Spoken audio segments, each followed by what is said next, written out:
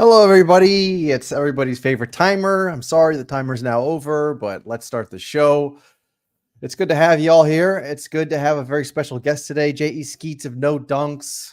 I've had him, I think, the last two seasons, the beginning of the season, where we get his picks, his predictions. So I thought it would be fun to do it again. Before we do that, let's just say thank you to our sponsor of today's show. I know I have not sent out the moments that we gave away last week, but I will. And I'll also give away the moments that we give away this week. And that, of course, is thanks to Top Shot Beta, Top Shot Beta Coin. Click the links in the show notes in the description. Get involved. They're doing things now with Fast Break. They're doing games in the Discord. Go check them out. Top Shot Beta.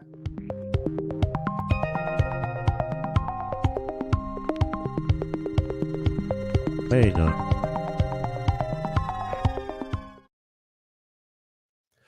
But anyhow, yeah, we have a lot to talk about, I think. We obviously had our first full slate of NBA games last night. The night before that, the Celtics got their rings. And there's things happening on NBA Top Shot. So I don't even know if we're going to be able to fit it all into one episode, but we'll try our best. But let's introduce our friend, one J.E. Skeets. Here we go. We love the community. What's up? Hello, Mr. Skeets. How are you? It's a new season. What's that like for you every year? I mean, you must have, you've been doing this for a lot of years. Every year it's like Christmas Day, I imagine. Do you ever think before the season starts, like, I don't know, there's something new I want to try this year. There's something I want to put a little different flavoring, a little seasoning that I didn't do last year. What do you think at the beginning of the year? I think, oh shit, here we go again. No, look, this is our 20th NBA season. Wow. Of podcasting, of doing a show daily about the NBA. So it's a long, long time. We've had a lot of iterations of the show. So there is a lot of like trying to like do something unique. I mean, I'm talking way back when we went from audio to video and then video spinning into television and then back to just podcasting and always trying to add to it and try and bring our own unique voice to it. But it's also like, I'm excited. I was pumped to have basketball back, NBA basketball back over the last two nights, but there is the holy crap, here we go again, because it's not a short season and basketball never stops and the drama never stops, which is good when you're doing a daily show. But, you know, it's like you really got to be like, here we go and lock in. Yeah. How does that work, though? I mean, you're at such a high level right now. Are you like wojing it? Are you like on the social media all the time, making sure you know all the latest stories, or do you have some kind of like pattern that sets you up, or what do you do? I mean, yeah. Am I wojing it? No, I am not running a college basketball team, I guess is now what you would say. But I'm obviously on Twitter/X all the time. I read a ton. I listen to a ton of other podcasts, including this one. So I'm just trying to always stay up. I watch a ton of games. That's the real thing. It's like, I'm excited to get back, do the daily show with the guys and all that at No Dunks, but it's the holy crap, 4, 5, sometimes 6 hours of my night committed to like just sitting down and being a slob and watching basketball. You know, that can be a little taxing on your mind and body. So it's that part's the real tough part. But you know, otherwise you catch a lot of highlights and just try and stay in touch. Like, it's a lot though. There's obviously 30 teams with social media things that they're spitting out left and right. And then obviously all the other news breakers and stuff like that and all the great writers and podcasters. Yeah, it's just a lot. But, you know, you try your best.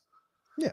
Well, but that's why people come watch. They come watch No Dunks, because you guys kind of filter it down. You give your own take on it. You get the social media worthy story and clips and things like that. So I think you guys are doing a nice job. Something I remember that you guys were doing, I think it must have been early on when you were the starters, but I felt like there was a period when you guys were particularly goofy, where you guys would like put on wigs and outfits. And was that before more so, and now not so much? Now you've sort of buttoned up a little more. Oh, we're definitely not buttoned up. I mean, it's twofold. Like, we were sort of, when we started doing whatever you want to call it, adding the silliness to it, to our show, we were doing that before we came the starters. That's what got their attention. If I'm being honest, I think they were like, oh, they're like sort of goofballs, but they obviously love basketball. They seem to know what they're talking about. Like, we were always trying to marry the two, right?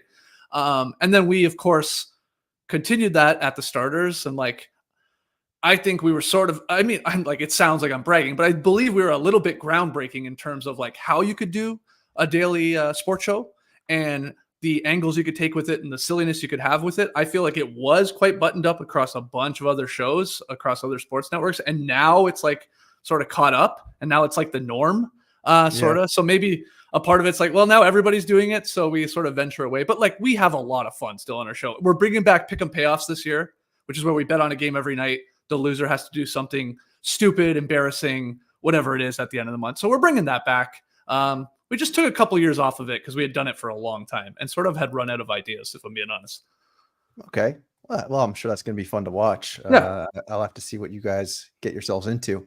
But yeah, lots going on. The games for me, they start so late at night that I kind of have to review them the next day. But looking at the games from yesterday, what stands out to you? For me personally, it feels like Paulo Banchero is making the leap. It feels like Şengün is also making the leap. What else? I was surprised that Buddy Hield is such a fit in the Warriors potentially. I mean, of course, these are all overreactions, but I'm curious what else has stood out to you just after basically a day and a half of games. A few things. We did this on today's No Dunks, so go check that out. But we talked about the most dominant performances and the best rookies and new team debuts and all that. But I definitely agree with you with the Paulo Banchero. Like after one game, looks like he's leveled up. Like he clearly looked like sort of an all NBA guy, obviously improving on an all-star season last year. And I have the Magic like hitting the over. I think they are going to be one of the best teams in the Eastern Conference. Like, not as good as the Celtics, but maybe like vying for that second, third seed, maybe fourth seed. So that's a great start. Franz hitting threes. The defense still elite. I know Stan Love's here in the chat. The Heat look bad. There was that equation too, but the Magic have a great defense and they looked really good. And if Paolo plays at that level, then they probably are one of the best teams in the East. LaMelo Ball was the big surprise to me. Right. Like, I think I'm guilty of just like having forgotten how good he is because he hasn't played a lot in the last 2 seasons, but now he's got the ankle braces on. And I just like forgot like the swagger he plays with. Like he just like, he's sort of like always doing a celebration after a big score, a big three. And I always forget he doesn't jump on his 3-point shots and just how he plays. He's obviously a great playmaker. So like I was a little lower on the Hornets than some of the other guys on the show, but if LaMelo plays and he plays at that level, like you have the engine in LaMelo Ball. I compared him to Trae Young a little bit. It's like, it's such a difference maker for both of those teams with those guys out there. So maybe they'll be like a play-in team. I thought they might still be one of the worst teams and maybe they will. Because it's one game, but LaMelo surprised me. Yeah, for sure. And put up a boatload of points. Another player that put up a boatload of points is Cam Thomas. I think I remember you guys talking about this on your show, which is like, how likely is it that he's going to be basically the scoring champion or the scoring leader of the year? It is hard to fathom such a thing, but he puts up, I think, 36 points in his first game. And who else is on that team really that's going to score in bunches? So I guess it's possible, isn't it? Yeah, and like the Nets did a pretty good job to keep that game close with the Hawks.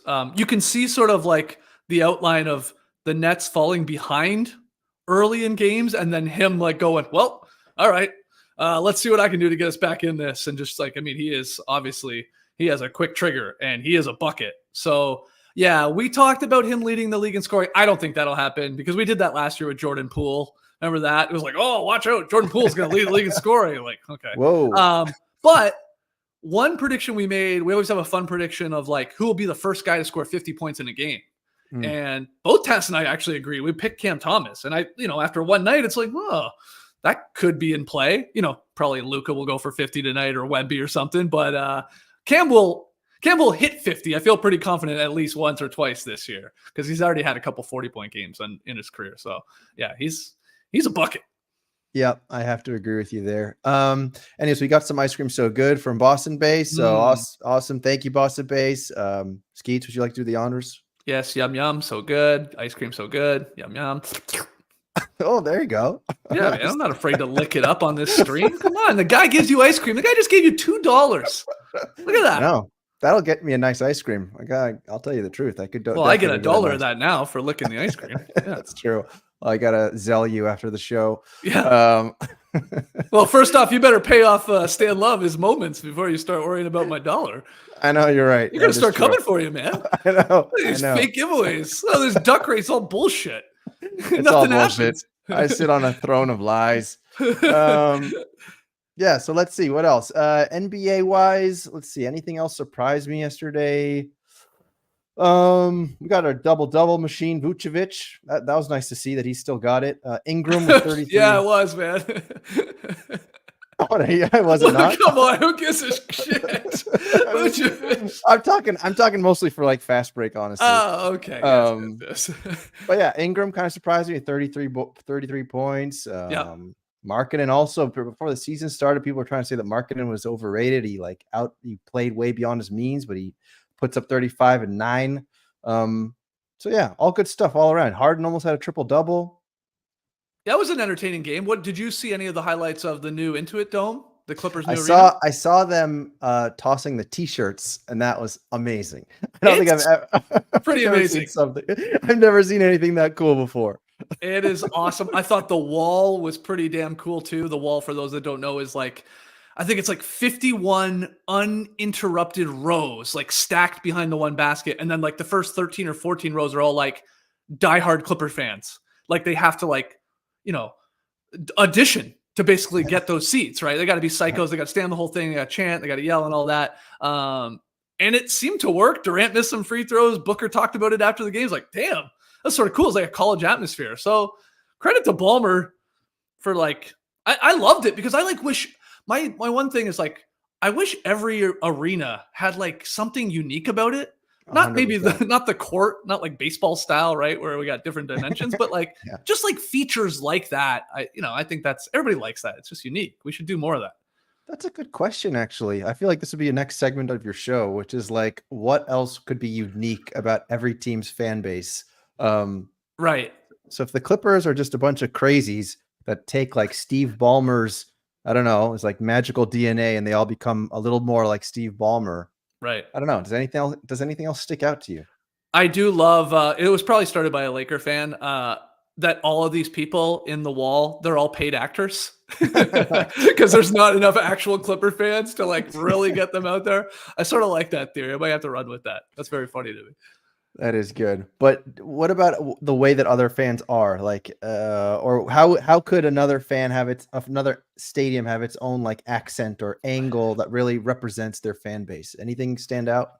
Well, I don't even mean maybe the fans as much as I mean okay, remember when I think it was the Lakers that first did it? They did the theater lighting where they blacked out all the crowd. And that looked cool. And then other arenas started to replicate it because it looked awesome, looked cool on TV. So that was unique. Somebody, Boston based obviously said the parquet floor, things like that, that just separate you from all the other 29 teams. But yeah, to come up actual features in an arena, that isn't easy to think about. But there's got to be. I mean, maybe the Magic, Ballmer, but maybe the Magic could come up with some kind of Disney angle. Maybe, I don't know, Cinderella starts skating around the. Yeah. I don't know. So, you mean the Grizzlies just release a live bear during the second quarter? Yeah. It's now we're talking. Go nuts. Yeah. Yeah. They import a Russian, those Russians that are best friends with bears, and they wrestle with them and rub their head. Oh, that would be great. Let's see. All right, so what else? Let's talk a little bit of rookie Skeets. Though not a huge rookie class compared to last year, obviously. But what are your thoughts? And I'm sure you've already covered this 15 times on your own show. But have your thoughts? Have they changed at all after a day of basketball, or what are you thinking? No, they definitely haven't changed because there was no real incredible rookie performances. Yves Missy with the Pelicans, who's their big center out of Baylor. He's actually Belgian roots. He looked good. He looked good. He was 12-7, 3 blocks, just one of these super athletic, sort of springy big dudes. I compared him to could he be like Derek Lively was for the Mavs, and sort of oh wow, we found this guy at that point in the draft. Dalton Connect looked good for the Lakers. I think JJ Redick looks at him and goes, wow, he's like sort of a bigger version of me. We can use that. He looks solid. Jamal Shed for the Raptors, who got waxed last night by the Cavs. He looks like he's going to be like one of these scrappy guys that will find a spot in this league. He'll be like a backup guard, but like sort of a defensive pest. But like, yeah, we haven't seen Alex Sarr yet. He'll play tonight for the Wizards. Risha Shea looked okay. I mean, he looked like a rookie. Edie fouled out. It was sort of. I mean, we'll see some other ones tonight. Like, I guess maybe Castle will play for the Spurs. We'll see if Dillingham plays in game 2. But like we were told it wasn't a great class, and after 2 nights of basketball, I was like, oh yeah, okay, I sort of understand why. That doesn't mean some of these guys won't be like maybe all-stars, but at least competent players, like role players, which there will be, of course. But yeah, no one's going, whoa, what a performance from rookie X over the last 2 days. Yeah. Mm-hmm. And what about when Bronny James got in the game with his dad? What did you think about that? Was that did it meet the hype? Was it manufactured, as I'm seeing that lady who used to work for ESPN say? Michelle Beadle, I believe it was. I saw that clip going around. I mean, okay. Like, one, I hated that it already happened in preseason. I don't know why. It bugged me. It was like, oh, okay. And I know we don't care about preseason. It's not really official, whatever. I don't think I'm buying the Top Shot moment of it. Okay. Let me put it that way. It was, look, when you literally zoom out and think about it, it's amazing. It's like whether you hate LeBron or love LeBron, it's incredible that the guy's son is playing in the league. And yeah, then you turn around and go, oh, would he even be in the league if LeBron was his dad? Well, he is. Okay. And it's not like you or I out there. Okay. Like he's not getting absolutely exposed. Like he's playing professional basketball. And he was a really high, like high school, like prospect before, obviously, the scare with his life and all that too. Right.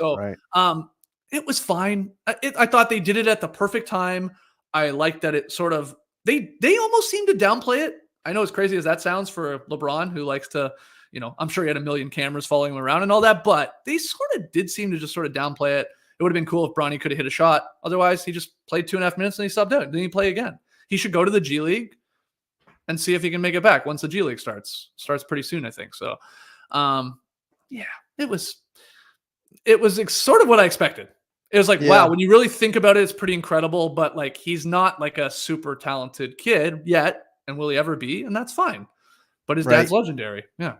Yeah. I mean, they talk about when Ken Griffey Jr. played with his dad on the same team, but I think at that point, Ken Griffey Jr. was already like one of the top prospects in baseball. It was kind of a different, scenario. It's absolutely flipped is the thing. It's like LeBron is the better player, obviously, no matter how great Bronny becomes.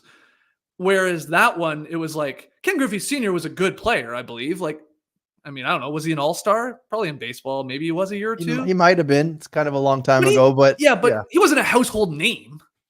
Like, I don't think, right? No, so he wasn't. Ken Griffey Jr. was the better player. I guess it's more like Gordie Howe, I guess. My concern, honestly, and it's such an interesting storyline, and it's sort of like the Lakers deserve it. It's like every year at the Lakers, just it seems like you're watching reality TV, so it just fits right in. But I almost fear a little bit that Bronny James is going to go to the G League and he's not going to come back to the NBA. Like I'm kind of fearful that might happen, which is kind of going to throw cold water all over the story, isn't it? Yeah, it would. It definitely would.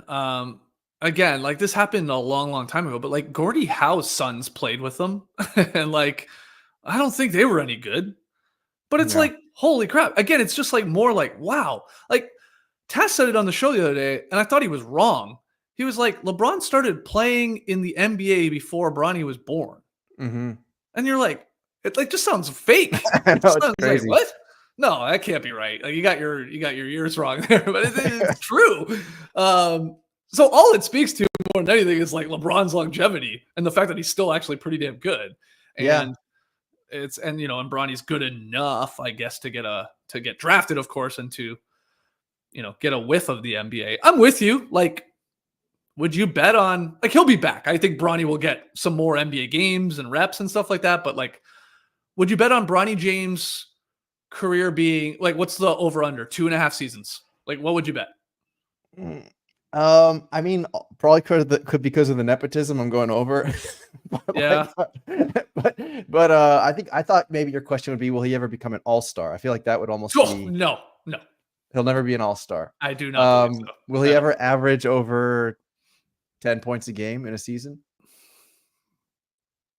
I don't think so. I mean, he almost well, if he doesn't, he's not going to be in the league very long because he's like a small guard.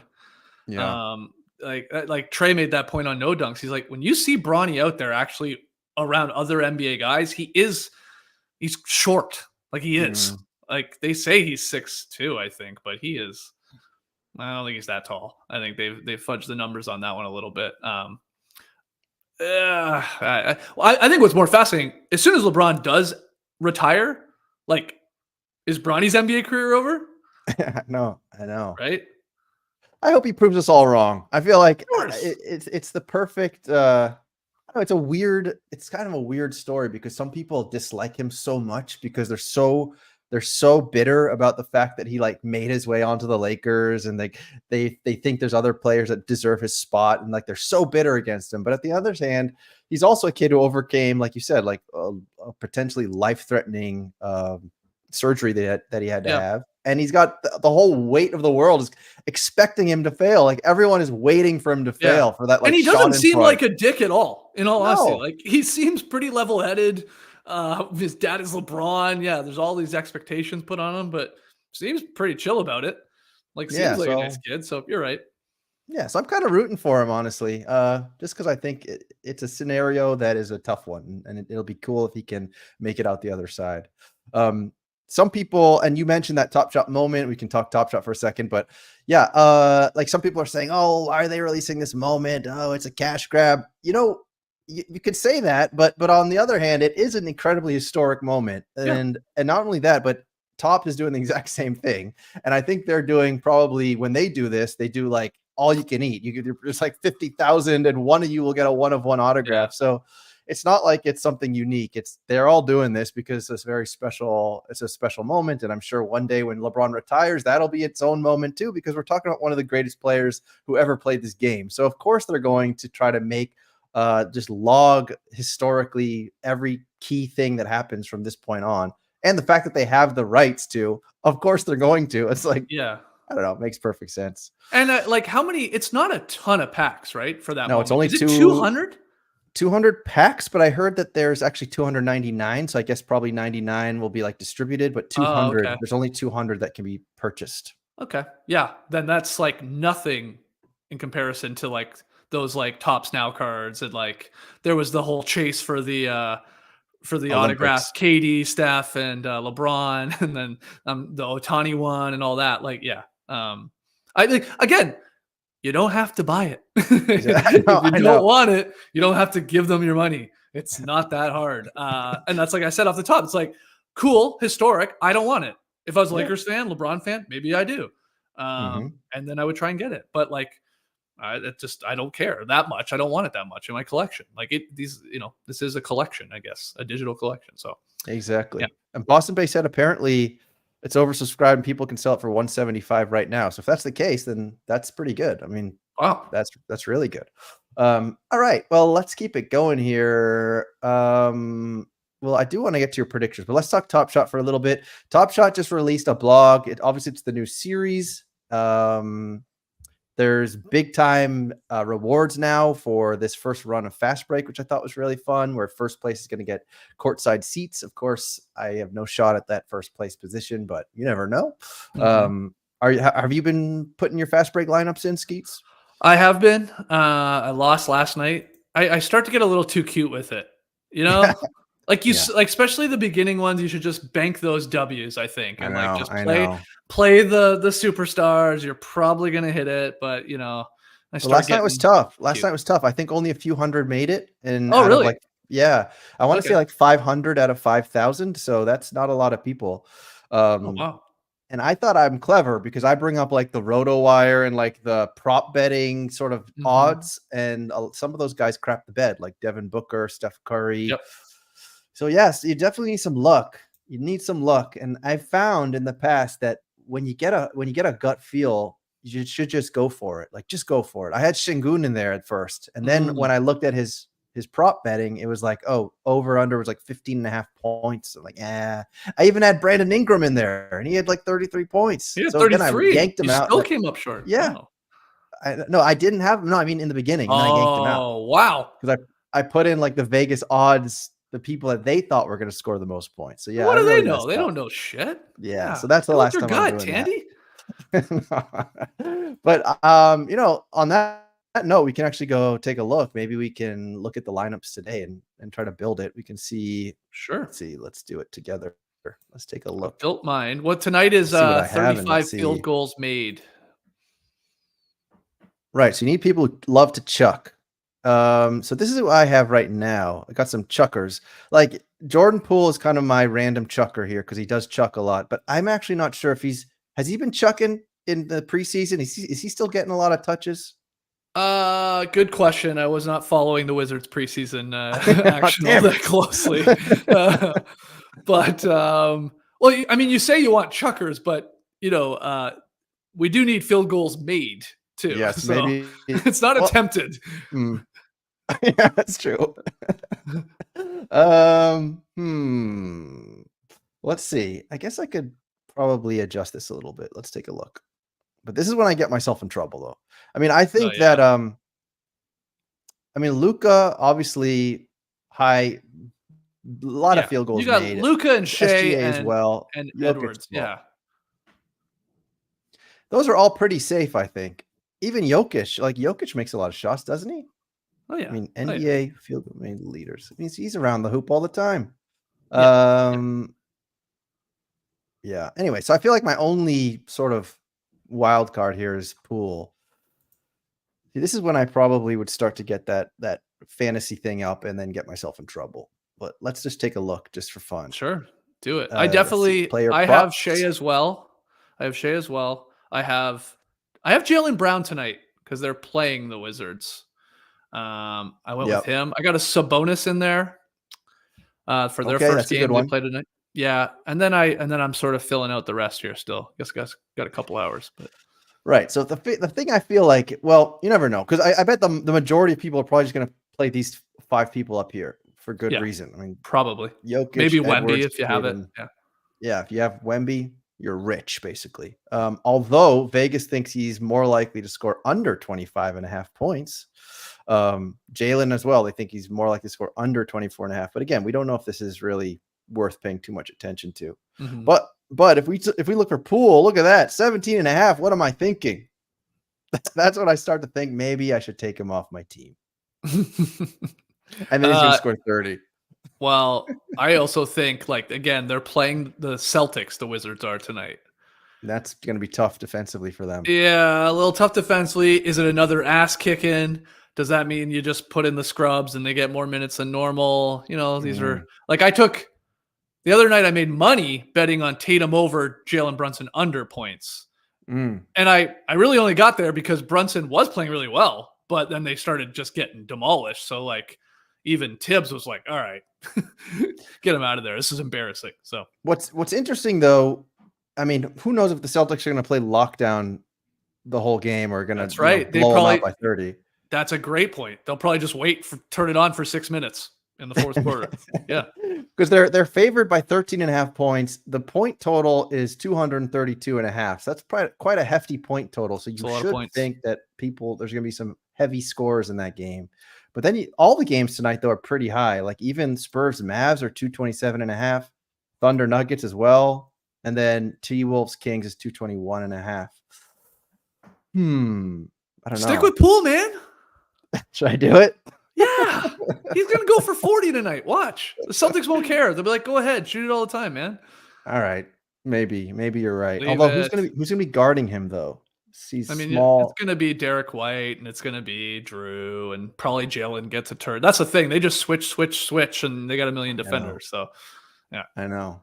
Well, I might switch this, but for now, we'll say that I'm keeping him, and then when I switch him, we can look back at this and say, what an idiot. Yep. Should have gone with that. Yeah. So your wild card pick then was who today?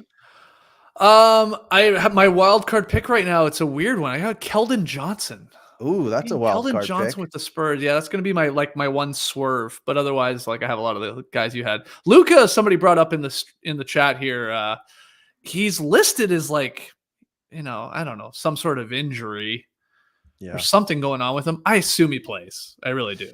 I do too. I But mean, we can look yeah, at this is the website I use for lineups. he's questionable. Okay, RotoWire. So he'll play. according to RotoWire, he's expected to play. But Yeah, he'll play. He'll play. mhm. But I feel like Keldon he's one of Johnson. those guys. Yeah, Keldon Johnson. That's a stretch. What am I doing? He's not Wait, even he's gonna not. He's not start. starting. He's not even Jesus. starting. He might get like 7 minutes. Oh boy. No, I'm sticking with it, man. I'm sticking with it. He's gonna score 40. Yeah. All right, cool. Well, yeah, Jordan Poole. I mean, someone's got to What score what points on uh this what site team. is this? This is rotowire.com. Oh, RotoWire. RotoWire. Nice. Someone's got to score. It's going to be who? Is it going to be Poole or is it going to be Kuzma? It's got to be one of the Kuzma two. Kuzma is gonna score. I think Trey put Kuzma in his fast break lineup tonight, he said. Ah, man, it Yeah. could be either one Yeah. of those guys. One of those guys. The Celtics always let one random person score a bunch of points. So That's it's going to be true. Poole or Kuzma. Okay. Put them both in. Yeah. I'm just going to put the whole Wizards lineup in. There you go. Oh, geez. All right. Well, anyway, so that's Fast Break. We're excited about Fast Break. It's looking nice these days. They just actually put a new UI. Actually, I can show you that real quick. It looks really pretty. Let's see. Oh, where is it? Oh, I saw it Oh yeah. today. Like here it front, is. like the homepage or whatever for it. This Yeah. one. Yeah. This Yeah. one. Yeah, so that looks really nice. And what's cool too now look good. is you don't even actually need a Top Shot account to play your first night in Fast Break. So I'm of the mind that, like, first of all, I mean, we talk about this all the time about how to go from, gamification to actually wanting to be like collecting digital collectibles. I still feel like we are sort of a small group and it still feels a little far off. But the fact of the matter is that we got to just keep pushing it down the field 1 yard at a time. And I think this is one of those ways where you get someone to come onto your website and just, it's really graphically pleasing. The game is fun and you can play without even having an account now. So there's that. I think is really nice what they're doing this series where, yeah, you play the first night, you can just pick whatever players. Then if you win, I think the following day, they're like, hey, guess what? You won. Well, why don't you make an account now? And I think that's really smart. So what moments yeah. do you pick from then? I think you can pick from any moment, basically. I think you Oh. pretty much are fair game. I mean, maybe you could put Wemby in there. Who knows? And then after that, they're like, oh, by the way, you're now going to have to cough up some cash if you want Wemby tonight. Right. Okay. I mean, that's actually that's sort of smart because you have to win a bunch to get to pack levels and stuff like that, or prizes and stuff like that. So yeah, you're almost giving them a freebie, or at least I always think of try it. Yeah. Exactly. Let him try it. It's like that Denzel Washington movie where he sells crack and or like the blue crystal or something. I don't know why I always think about this movie. Oh, I know why. Yeah. It's like American Gangster. That was the movie. And he gives everyone a tiny little packet of the blue whatever and it gets them hooked and they want to keep playing. So to me, that's what it is. It's a little blue crystal in a little bag. That's what they need to add to the landing page, like a little Denzel from American Gangster. Yeah, with Zando. Oh geez, yeah. So that's pretty cool. And you got these run rewards, of course. You mentioned the courtside seats. The top 500 people get Dapper credit, which is nice. So I think that's probably something people like to see, where it's less of more moments maybe, but it's actually Dapper balance, which is nice. Then you got your packs, of course, which are always fun, and you can sell them. So yeah, I think Fast Break is awesome. What do we think of the new pack design? I guess. Yeah, the pack design. I think that's cool too. Yeah, it's not a condom anymore. You can't rip it open anymore. You gotta do this. You gotta bring it. You gotta slide it open. Yeah. And I think the design, one thing about NBA Top Shot, I feel like the design has always been really, really nice. Been really strong. Totally agree. Yeah. Yeah. So it's very pleasing. I really like the design. But this is the series. And when I had Jacob on the show, he's like, this is the series where we have to focus in on marketing. And I feel like at least we're seeing parts of that. I don't know if you saw it, but on the NBA.com website, if you log in and go to your NBA ID, you have these benefits, it's called. And then one of the benefits was a pack. It was called an NBA ID pack. And as a result of that, we saw that the user accounts, the new wallets on the site, like went way up. Hmm, So that was cool. I mean, that's good. the packs themselves, not the greatest. I mean, they're basically like base packs with a few things sprinkled in, but the idea, I don't know what they're doing there to grow upon that, but hopefully something interesting because yeah, if we can somehow align in the NBA experience in the NBA app, then that'd be super cool. And even now with this LeBron and Bronny moment, that immediacy of something happening in the NBA, and then it's immediately you can go and like purchase it or experience it through Top Shot. That's the way it's got to be. That's what this is supposed to be, I think. Yeah, that is really smart. That was pretty cool how quickly they turned that around. I know they've done that in the past. I guess LeBron being one of them, right? When he hit the milestone for Right, scoring. exactly. I feel like that was pretty quick, at least. Yeah. And what do you think about the rookies? How they rolled out the rookie debut moments, like where, and I bought a pack. It's like I get the moment, but it's like a redemption card almost. It's like Yeah. there's the photo of them. You'll get the moment later. Like, do you like that because again, night one, right away, you're excited, or do you prefer the old way? I guess is the question. I think I prefer this way, honestly. And Yeah, this is me how too. they were doing it on NFL as well. And I think that also adds like a little extra bit of anticipation of like, ooh, what are they going to choose? Because if you saw how they did it in the past, certain players, I think LaMelo Ball famously had his debut moment. It was like a bounce pass or something. It's like, well, Yeah, you know, that's not exactly what we want to see. On the other hand, though, I think was it like when when it has every badge, does it have to come from his first game? That's actually yeah, something it I'm not even does. sure I about. think It so. does. So Yeah, ideally you want that though. So that's the only problem. So like, if people, for example, Bronny James, a great example, there's literally no highlight. So what are you going to do? yeah. You're You not going got to like have a a photo. rebound. Yeah, It's going to be the slow motion with the music playing as he pulls down the rebound or gives the inbounds pass or something. So that's a little bit, I don't know. Hope maybe they can loosen the rules a little bit so we can still have the nice 4 badges and it's not necessarily from the first game. Um, anyway, yeah, so I do like that. Supply wise and just sort of how they treat the rookies. I think they really got it right the last yeah, series, and they're continuing with that, keeping that scarcity low. That's what they have to do.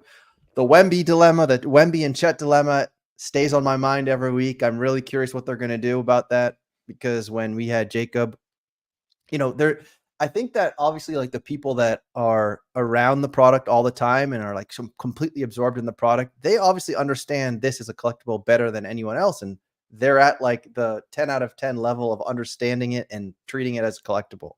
But I don't think the general public is quite there. And I think the people who are collecting these things, there's so many people who are treating this still as on a basis of like speculation and gamification that like you just can't release like a base set Wemby that's going to basically take anyone who buys a rookie Wemby right now to use fast break obviously will then buy like the $3 Wemby instead. right. So you just don't want that to happen, and I'm curious how they're going to treat that. Right. Though I guess in fast break there is an advantage to have rares and legendaries in terms of being able to use them more in the That's run. true. So That's there is true. that, but yeah, But I but hear you. right now for It's Wemby, if you want Wemby, you're gonna have to yeah, cough up like $300. yeah, yeah. So So what should I yeah. do? Should I sell my Wemby? I got one. I did get one from a pack. Well, if they ever tell you that like a Wemby base is out, you freaking run to your offers and you sell your Wemby. Yeah, Unless you are a big brain collectible person and you think, I don't care. I mean, right. I think in the short term though, it's going to hurt. Maybe in the long term it won't. But Sure. Sure. that's my whole point on that. Yeah. Um, I do think we learned when they did the rookie rollout like this, like, hey, there's no moment yet because the guy had barely has even played. Here, we'll get you one. It's like I guess people don't give a shit about the moment at all. Like really, like or very few people do. I Because mean, it's like you just that's a want the great point. player, right? Yeah. That's a great point, and that's what some people have against like fast break. Some of the bigger collectors on this platform are like, well, why isn't it just like a line of text? Like, why do we even care about the moment? Right. I don't know. It's one of those things. Like, I know you weren't super big into like NFTs, but I always think about how funny it was when these stupid NFTs would spike in price and just be worth eye-watering valuations, and you'd see people on Twitter being like, "I just think the art is so special, and I really understand." It's like, no, it has nothing to do with You don't that. understand. This cool cat is actually looks like Steve Zissou because he's like he's very rare. He goes under the water. Yeah. Yeah. Oh man, I don't like talking about that, but yeah. I had a cool cat. I probably still do have a cool cat. Yeah, I still have my cool cat. I could have like purchased a brand new luxury automobile, but now I can buy, I don't know. I don't even know. Is your cool cat still in the thumbnail? Yeah, it's still there. It's Yeah, still there. sweet, man. Hey, you're laughing, man. You're making money off it. Oh yeah. Yeah, it's Crypto Dads was a big one. I mean, that was the wild times. I remember when Crypto Dads went on the show with Zakarian, and everyone is so absorbed into like the Emperor's New Clothes. Like, no, it's really special. I swear, this is amazing. This should be worth $50,000. Of course, it should. I know you've talked about it before, but it bears repeating. It's like because I wasn't as into it maybe as you were, but I obviously dabbled a bit, like a lot of people did during the pandemic with NFTs, and you got caught up in it and whatever. It's like this is still here. Top Shot actually, as many things as we can find wrong with it. They should have done this differently. They screwed up this, sometimes whatever. Yes, but it's still a thing. And it's still a thing. I do fast break. I think about buying the odd pack, the odd moment. That's pretty amazing. Like, even just that. I know the bar is super low when I say that, but still, they did sort of clear that it's still even in existence and we talk about it. I agree. And I think it really does say a lot. I mean, I think you got Top Shot. Otherwise, what do you have? I mean, like So Rare is more of a game, but I guess you could sort of argue that So Rare also has a community, also has content creation, etc. But I almost think of it more like a fantasy game purely in a way. Mhm. Whereas Top Shot's a little more creative. It's the idea of a collectible like that is more in tune of what like NFTs are sort of designed to do, give you access, let you do interesting things, and they're sort of collectibles that you have in your digital wallet, etc. Mhm. That I mean, actually Top Shot made me like start collecting cardboard, yeah. which is, I mean, pretty wild. But it's like, oh Yeah. yeah, I do like doing this. I do like collecting. I obviously love the NBA. I love basketball. It's like, oh, so like I'm like reverse probably of most people, but it's like it actually got me into like back into collecting cards. No, I think It's weird. there's actually several people that have done the same thing actually.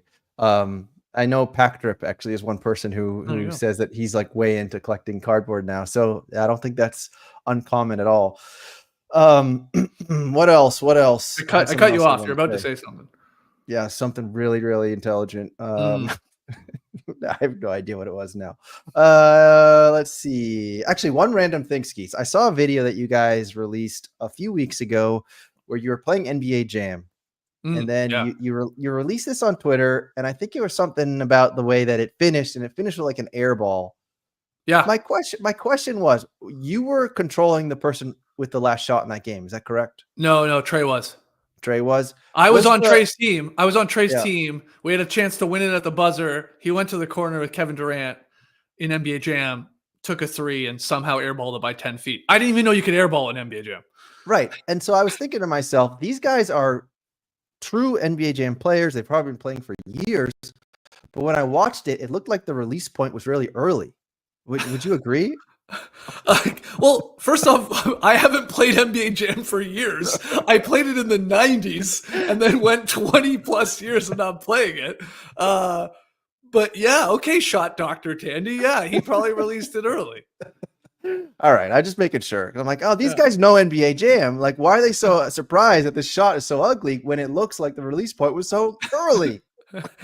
We also played 2K, which I hadn't played like for years as well. That's like obviously tough. You got to sort of Yeah. know what you're doing to play 2K. Yeah, NBA you Jam, can't just mash on the buttons. Yeah. Yeah. Yeah. That's what's great about NBA Jam. Anyways, that was a really smart thing I had to say, I think. Great. Um, I'm glad I interrupted you the first time. I wish I did it again. No, actually, there's one other thing. I mean, one thing that's causing a little bit of I don't know, bad feelings, I suppose, among some in the community is the Top Shot score. So that's been a little bit of a headache, actually. So Yeah. I don't Can know you if you saw can what you happened. explain it to me? Because I've seen the tweets, I've seen the heavy hitters like I guess lose millions of Top Shot score, but then go up in leaderboard. So okay, you explain it to me. What the hell Yeah, happened? So I don't think I have a complete understanding to be able to be able to tell you all the different aspects of what's going on here. But from what I understand, the basic idea of this, and this is the part that I do support, is that you see Alexo here with Mario Slam Basketball. Every event that Top Shot releases that's really interesting, that you get to go hang out with a basketball player. And by the way, that's I think what I was going to talk about is that the hangouts are super cool, and I want to see more of that. But anyway, Yeah. and actually, as a tangent, I guess we'll come back to Alexa in a second. But like, you've like hung out with players in real life, and I was actually going to ask you something about that because I think you mentioned something once about these players and they're super competitive, and I remember that was like the first time we talked.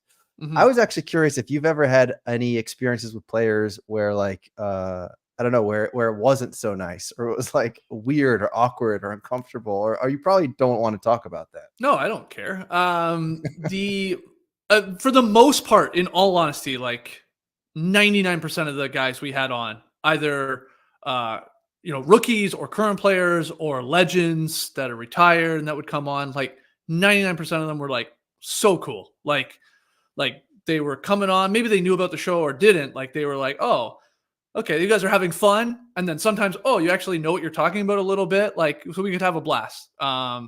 And with our show in the starters, this is when we would get most of the guests. We were having fun. We were asking silly questions. We were like going on weird tangents and stuff like that. So that was great. The one weird one was Baron Davis. Now, it was a couple of years ago, obviously, when we were the starters.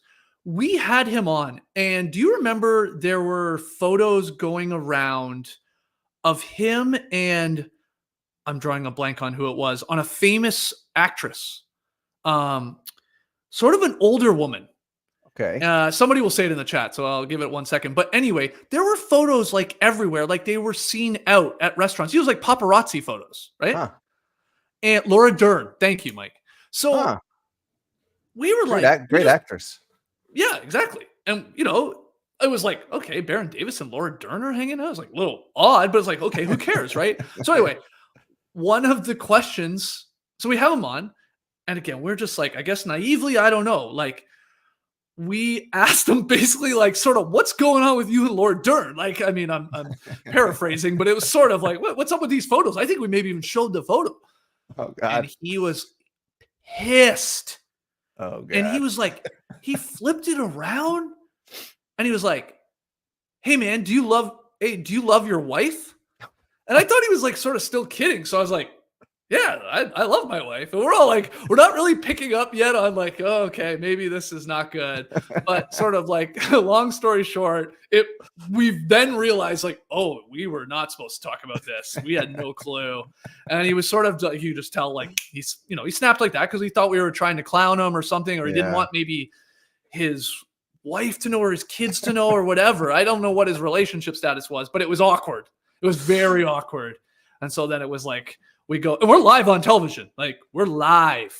Like it's a funny, I think it's still up, but like, again, we don't really know he's getting mad. So we continue joking. And anyway, It was cringy, very cringy. Wow. And, we apologize after, but it was sort of like, dude, we didn't know. It seemed to be public knowledge, I guess is my point. But yeah, you'd think so. But that's fun. I love cringe. So cool. I'm definitely gonna have to go check that out if I can. Yeah, it was cringe. It was like when he asked us if we loved our wives. It was the weirdest, and we're all like, "Yeah, we do." Oh my God! All right, well that's good. I'm trying to think of anyone else, but the only other thing was when we first went to NBA TV, when we first moved from Toronto down to Atlanta. There was definitely some like, who the hell are these guys within the NBA TV like studio and like offices, mainly from former players that were on the air or trying to get on the air. Like it was like, what, who the hell are these four white guys from Canada? Like, what the hell are we doing here? So like the first year was like having to prove ourselves that again, we were normal. We love basketball and we come at it a different way. And there's an appetite for it, as we, again, I think have proven. And hey, come on the show. You'd have a blast, like all these other shows or a lot of these other shows you guys are doing. Nobody cares. They're boring as shit. Sorry. So, and then they started to realize that. And then it was like, they were lining up to come on our show. So it was sort of funny, but yeah, that's awesome. They were just sort of like more like, it's that locker room mentality of like you're an outsider, and we had to prove our worth, I guess. And I think we were fine with that, and we did. So Yeah, that's awesome. You're kind of the Bronny James of sports journalism. damn, Bronny James gonna have a 20-year career, man. All right. No, because you had the odds against you. You had all these ex NBA Oh, players. You know, they true. wanted your spot. They didn't want you taking their potential airtime. Get out of Yeah, here, the Bronny difference James. is my dad wasn't Ernie Johnson. Yeah. That's true. Anyway, so back to the Top Shot score. Basically, the way I see it, the biggest I think positive about it is that all these events, all these cool things that were happening, the same like 20 people were at the top of those leaderboards and getting the rewards all the time. So I think that was one reason why. And I heard through the grapevine that like there are new collectors, let's say, with like deep pockets, and they want to get to the top of these leaderboards, and they're like, Mm, I can't even attempt it. Like I'd have to spend millions of dollars just to get up there, just because these dudes bought these moments when they were worth a fraction during like the first months of the website. So I think right. that was probably the biggest reason why they did such a thing. But there have been some I guess like ripple effects that have been kind of negative. So, for example, people who rip moments in packs don't get the benefit of like what the values were basically. So, like if you just held a moment in a pack, and let's say the value of that moment has dropped quite a bit, then the value in terms of Top Shot score is associated with like the new value of that moment. And the reason why that's no good currently is because a big part of this platform is like locking your moments. So, why are you going to lock your moments if you could Oh, I potentially see. be potentially be hurt by it? So I would like to think that they're going to rethink that aspect of it, or maybe even give you a benefit by locking it, sort of protects your Top Shot score or something like that. But let's see. And I think also they kind of had to get it in there at the beginning of the season, so it felt kind of rushed, because what I think everyone would have liked to see, and especially some of these guys who had a lot of Top Shot score, they would have liked to see like, hey, this is going to happen in like 8 weeks from now, and we're going to run a bunch of like Yeah, ways to burn off your Top Shot score. I think that's probably what everyone would have liked to see.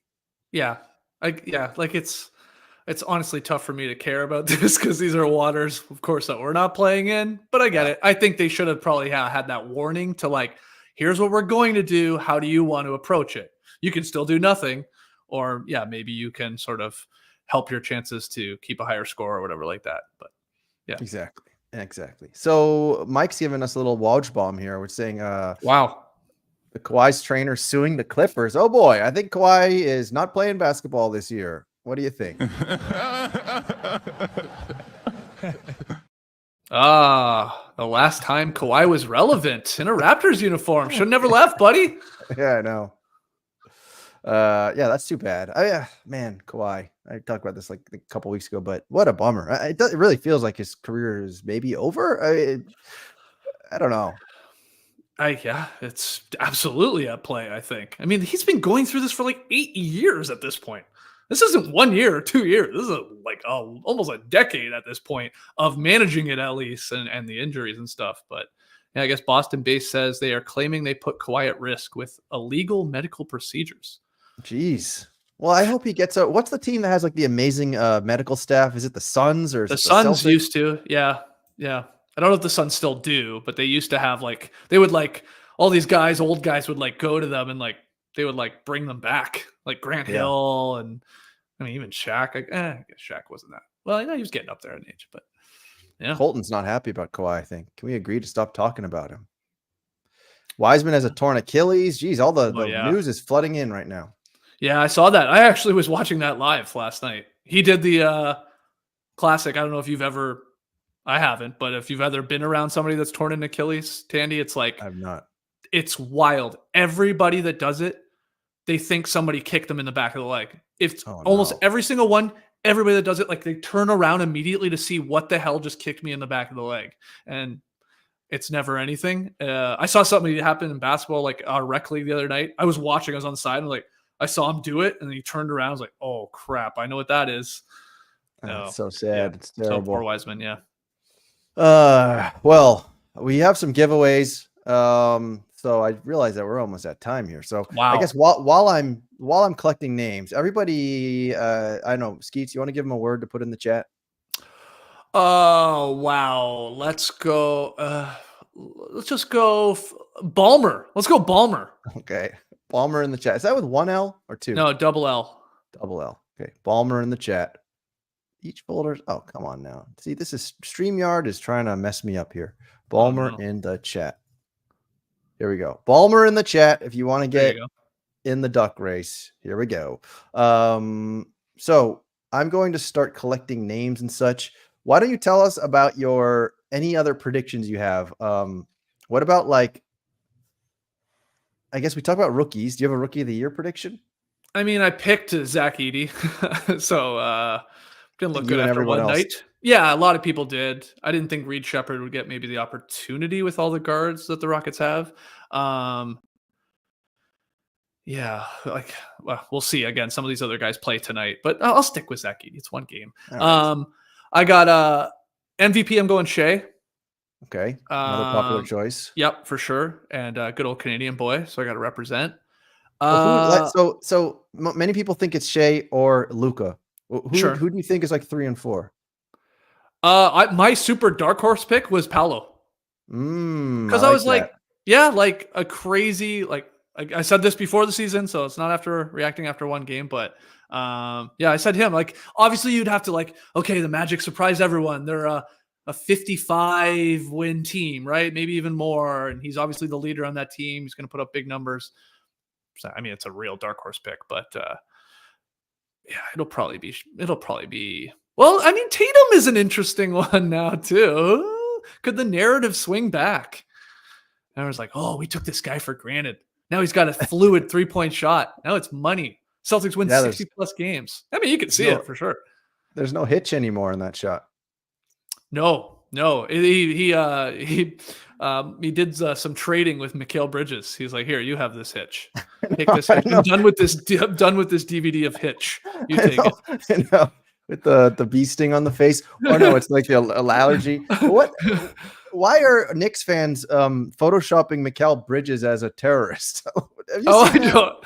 No, it's because they're Knicks fans. I mean, I don't know. Bing bong. I haven't seen that. I gotta look at that one. I gotta try to. I mean, I'm trying to get these names, but I feel like I want to show you that picture. Yeah, it's definitely like Mikal Bridges in a cave with like a Bin Laden outfit on. I couldn't quite understand that one. But yeah, they are Knicks fans. Do you think the Spurs? Do you think Wemby could be the MVP? Or is it too early? I just don't think they're going to win enough games. I'm a little lower on the Spurs win total than some people think. Okay. I can't wait to get angry when Wemby wins most improved. It's like, Oh, yeah. my God. I've been doing rants about this for years now. Like the idea of like a second year player winning it. I think it's so stupid. It doesn't make sense. It's like, it's not really what the award's supposed to be, in my opinion, but it's completely now changed because now it used to just be like, hey, that guy sucked. And now he's like decent. It's like, hey, give him an award. And now it's like, hey, that guy's really good. Holy crap, he's on his way to be an all-star. Then he becomes an all-star. It's like, oh, give him most improved. Like, I mean, anyway, I just don't think the Spurs will win enough games. You got like, I don't think they're going to be a 500 team. So there's like no way. I don't think he could win it. Not yet. Not yet. Defensive player of the year? Yeah, probably. He'd be my pick. He almost got it last year, you could argue. Yeah. And then he was even like, hey, Rudy, that's the last one you're going to win because I'm going to win them all. And then sixth man, that one's a tough one. I went with Bobby Portis. I was like, man, I sort of just like swerved a little bit on that one. He's sort of always in the running. I thought Malik Monk should win last year. He was my pick last year in the preseason. And then, he got injured right at the end of the year. And Naz Reid obviously had a good year and got the more votes. But yeah, coach of the year. Who did I go for coach of the year? I see, by the way, a lot of people picking Mark Dagnall for coach of the year. Are they forgetting he just won coach of the year? I guess so. Yeah, I don't think you can win that. I think it would be very difficult to win that year award 2 times in a row. I don't think anyone's ever done that. And the Thunder were so good. They were such a surprise last year too, and they were so strong that wouldn't make much sense. Like, they would have to win like 65 games. Yeah, like, they'd have to have like a Warriors-esque season and win the finals, and then I guess he's coach of the year. Yeah. Who the heck? I'm drawing a blank on who I picked for coach of the year. I know I picked a bit of a weird one. Like it was like Maybe more of the a who's coaching the Magic again? I mean, you could probably make an argument for that if the Magic are your Mosley. sleeper. Yeah, true. Mosley could be in contention if they dominate. I mean, there's a lot actually. I know who it. I took Budenholzer with the Okay, Suns. Yeah, nice. that would be his third if he were to do it again Wow. for 3 different teams. So And then he'll get fired in a couple of years again. yeah, exactly. Oh, it's the kiss of death. You never want to win coach of the year. I That's know. why Spoelstra never has one. I'm convinced they've probably been like, "Hey, we're going to give it to you this year." Like, don't give that to me. I want to keep it. I know. I don't want that kiss of death. Yeah. All right. Well, we got a Kawhi and a PG-13, a Paul George. So let's give away. Wait, no, not a Kawhi, a Harden and a PG-13. So let's Okay. give away the PG-13 first. Let's see who wins it.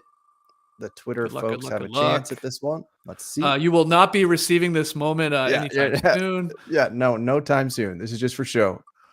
All right, Jose X. Jose. Jose X 13. All right, that's PG. Good. And then we can do our duck race and we'll see who wins the Harden. Here we go. Here we go. Let's get it going. What about who's your finals picks? Oh boy. I mean, I have the Celtics going back to back. Wow. And they will play. I want to say the Nuggets so bad because I still believe in Jamal Murray, but I'll go Thunder. Give me Celtics over the Thunder. I know that's nothing unique, but yeah. Yeah, that's pretty chalk. I mean, that definitely is like the most attractive combination at the moment, isn't it? Yeah. Feels like you almost what it could be. Could it be the Mavericks again? I mean, if Luka's the MVP, I suppose it could. Yeah, they were like an elite defense after those trades at the deadline to get Washington and Gafford. You know, they lose a couple guys though, in Jones and who else? They lost someone else, Green, I guess. But yeah, I mean, like you're at this point with like to me, when you have Jokic or Luka, even Shea's sort of in that conversation now. It's like you have a chance to win the series. Like those guys are such floor raisers that holy crap. I mean, you obviously need guys around them, but like you're giving yourself a pretty good chance. Whereas the Celtics, I mean, they have Tatum and Brown even but they're that team. That's like a team. That is like holy crap. Like that's like 6-7 guys they run that are good, really good on both ends. Good. Everyone can hit a three practically. And they got this whole weird thing where like they're like somehow underdogs, even though they won the championship. It's like nobody believes in us. Everybody hates us. You stop talking about us after 2 days. So and the coach is a psycho. And it's true. And it's true because everyone kind of was hating on the Celtics. Like, it was too easy. You barely even beat anyone that was decent. Yeah. So, that's the thing. They will get to say, we would have beaten your ass anyway. That's what they get to say, right? Like, because they had some injury luck, and sure, that happens obviously in every playoff run. But exactly. It really benefited them. But yeah, so they don't sweep the Pacers or they don't win in 5. It's like, okay, maybe it's a 6 or 7 game series that they probably win because they were so good. I know. They were so good, and they were so good during the regular season. So what do people think was going to happen? I mean, I guess some teams do cough it up in the playoffs, and maybe because of injuries and such, it was a little easier. But that was a team everyone thought they'd win during the regular season, I think. And then as soon as like the Mavericks were their adversaries, all of a sudden, all the talking heads were like, "No, actually, the Mavericks are the better team." Yeah. Okay. It's also like when you consider like they had been through the reps of a team that's like came up short. Been to the finals. Like that's what we usually want from an eventual champion team. It's like, oh, you got to go through it. You got to know the pain and grow from it. And like they had done that, especially Tatum and Brown, obviously, like a very long time. So exactly, it's a perfect concoction. I don't know why I said that. All right. Well, we have 18 people. Hopefully I got you all because the Nightbot thing is acting a little wonky, but hopefully you all see yourselves in here. Let's see. Share this tab instead. Let's see. You guys see yourselves? Everybody in here? 18 ducks. All right. Let's see. Who's going to win? The James Harden. A surprising performance by James Harden. Like I said, nearly a triple-double. Kawhi's probably never playing basketball again. So good player to have on your fast break team. Let me just make sure that these people are in here. Okay. Jesse, let's see, is Jesse in here? Make sure he's in here. Jesse, are you there? Yep, you're there. Alexa's Are you there. Let's go, Lemon. Everybody's there. You guys all see yourselves? Apostoli's not there. I gotta add him. Yeah, what you want your duck to really come out of the gate slow. Is that right? Exactly. Yeah. It is true. You don't want the duck to be in first place. I mean, you honestly, I think only once out of like 100 times that I've done this has a duck that was winning in the beginning won in the end. So Whoa. yeah. Okay. Here Mhm. we go. All right, well, let's see it. Who's gonna win a James Harden triple-double machine? Let me just make sure the cloak is in there. Yeah, he's in there. All right. Ready, everybody? On your mark. Get set. Go. Here we go.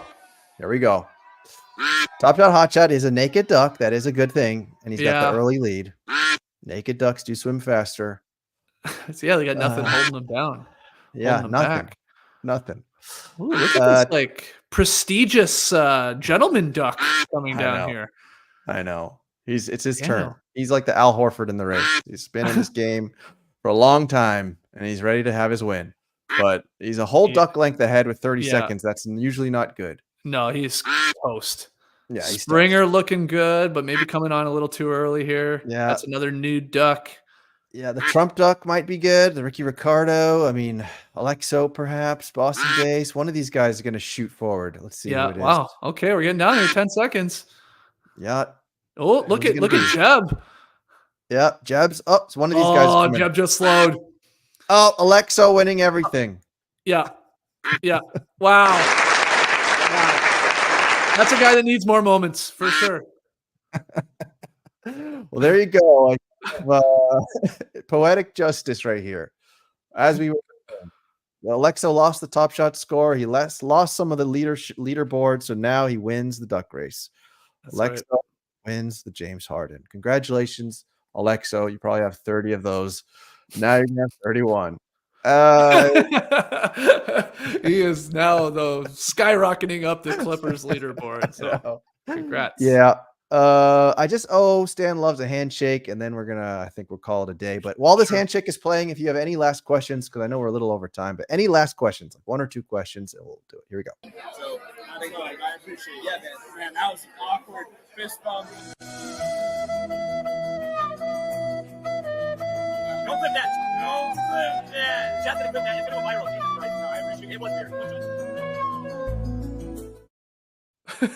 It's so good. How is that still funny? I don't know. I think it's the music. I think the music is so good. I think it was on last week's Tandy Time. Oh, was it last week or the week before? Somebody blew my mind because I didn't never realize. I'd seen it a million times. I've heard it more than I've seen it because I listen to the podcast. But that is Weisberg in the background. I love that this is a story. That's incredible. Yeah, Weisberg is in the background. When he was on, he was really excited about it. And then when Boston Base was on, he was kind of clowning him for being so excited about it. Oh, okay. That was a couple ago. Okay. Yeah. Wow. The lore of that clip, it grows, man. Like soon we're gonna be like, holy crap, that's a carrion in the back. Look at him, he's way in the back. Wait, is that a Menendez brother? Like, yeah. Well, Alexa told us to re-roll it, so should we re-roll it? We'll make it. Let's take a real look. I'm gonna look for Jeb. Here we go. Yeah. Here we're gonna do a 30-second version. Okay, we're gonna do a quick version of this race because Alexa told us to re-roll. So let's do it. What? Oh, I thought we were seeing the clip again. Oh, you want to see the clip again? We can see the clip again. Yeah. Yeah. Here we go. Oh no, Mr. Kicker got in late. Oh no. Man. Oh geez. Damn. Oh, I'm sorry, Mr. Kicker. Let's see. Zakarian. Who's down here? Ricky Ricardo. Ricky's gonna win. I think he's won before. Ricky Ricardo, lucky number 13. Pretty tricky Ricky Ricardo. Here we go. Tricky Ricky. Don't worry about it, Mr. Kicker. I'm not going to send these moments anyways, so you didn't miss anything. Okay, so Ricky Ricardo, give me your Top Shot name. I feel like you have one in the past, but yeah, put that in there, and then we will run it again. 20 seconds, then down to 10 seconds. We'll do 1 second. You do a 1 second race? Good question. I'll I'm give a kinda moment. curious. I'll give a moment away for a 1 second duck race, Hold on, let me see what's possible first. Let me or see. whatever the fewest amount of seconds we can put on. All right, let's see how low we can get. Yeah, how low can we go? Oh, 1 we can second. do it. Do it. All We're right, doing it. let's do I'll it. give away some crap. Here we go. All right. Oh, we got a lot more people in the chat right now. Hold on. 23 ducks. This is gonna be the craziest duck race Oh, this is ever. gonna be wild. Oh my god. All right, here we go. Here we go. Get Here we out of go. the blocks quick. 1 second race. On your marks. Get set. Oh, wow. Amazing. That was Wow, that awesome. was actually pretty exciting. I know. Oh man, maybe this is the new way we're gonna do this from now on. That was awesome. Wow. Wow. All right, Mike. Well, I know your top shot name. I'll give you I something. appreciate that recommendation. That was incredible. That was really good. I like that we could see the second line or the finish line, and then it was like, oh, there's a little longer than I thought. Boom. Oh my god, that was super cool. All right, well, So much backwards. I like it. So Celtics over the Thunder. We like it. Sure. By the way, last thing, Skeets. De'Aaron Fox, he's gonna have a good year or a bad year. Good year. Good year. I'm still high on the Kings. Okay. Yeah. Why do you ask? Because I remember there was a couple the last time I think no 2 times ago. You're like, whenever De'Aaron Fox is a good year, then he has a good year, bad year, good year, bad year. So was last year was good though. He had a good year last year. I was gonna say, yeah, I've been on. Is this the third time we've done this? I think you said that. I believe that is correct. Yeah, specifically the 3-point shot though was the part of that, because he's always has 1 year good year, 1 year bad year. But yeah, I'm a Fox believer. I still believe in the Kings. I mean, it's just a loaded Western Conference. Like, it's easy to get lost in the shuffle there, but I still like the team. Yeah, Yeah, like the beam, baby. Let's bring the beam back. I guess that's that's their weird thing. That's true. Yeah, Maybe the fans should have like little purple laser pointers and shining at the players. Yeah. All right. All right. Well, I guess that's about it. The wife is texting. Are you done yet? All right, I'm done. Okay. Well, Skeets, thank you very much for joining the show. Always nice to have you on. And any last words you want to tell the people where to find you? They should know by now, but if they don't, go ahead. Yeah, please. You should know this by now, but follow me on all social media at JE Skeets. That's also my Top Shot name. We're still in these streets, just maybe not as much as we used to be. And go check out No Dunks. We do a live show on YouTube at 10 a.m. Eastern. And Baron Davis asking Tandy, do you love your wife? Yeah, go check us out at live at 10 a.m. Eastern on YouTube, and then we flip it into a podcast. So subscribe to No Dunks if you are a basketball fan. A real sicko. A real sicko. All right. Well, thank you, Skeets, and take it easy and enjoy NBA basketball. Later, guys. Bye-bye, everybody. Static Selector.